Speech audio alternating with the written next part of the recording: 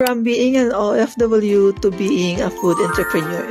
Good day everyone, I'm Bernadette Barreto, the 41-year-old owner of a small restaurant/cafe, Burns Bistro and Milka.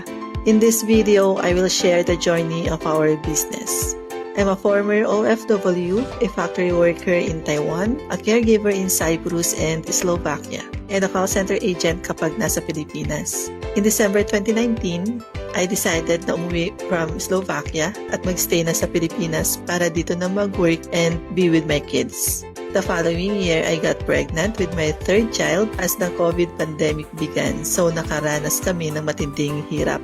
After giving birth, naghanap ako ng work from home jobs, discovered freelancing, and became a Facebook ads strategist in the last quarter of 2020 until now, which is a huge help para makapag-ipon at mag-put up ng food business. Since mahilig ako sa mga pagkain Thai, Vietnamese, Korean, and Greek foods, lalo na sa mga Taiwanese foods, gusto kong i-share at ipatikim yung mga masasarap na pagkain from other countries dito sa Pilipinas sa abot kayang halaga.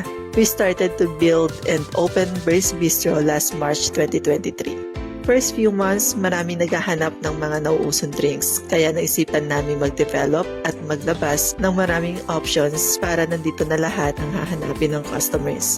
So in September 2023, Milka was born.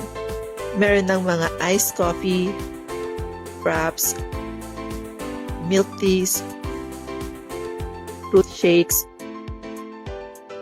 lemonades, fruit sodas, fruit teas, and other series like dragon fruit, mango, butterfly pea, cheesecake, Thai tea, strawberry, yogurt, and matcha series. Lahat ata andyan na, wala nang hahanapin pa. Burns Bistro is now more than a year and still counting.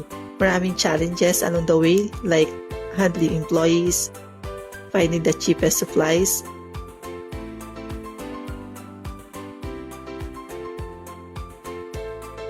minimizing food and operational cost, marketing, and lalo na kung paano mapapataas ang sales and customer loyalty to keep the business running.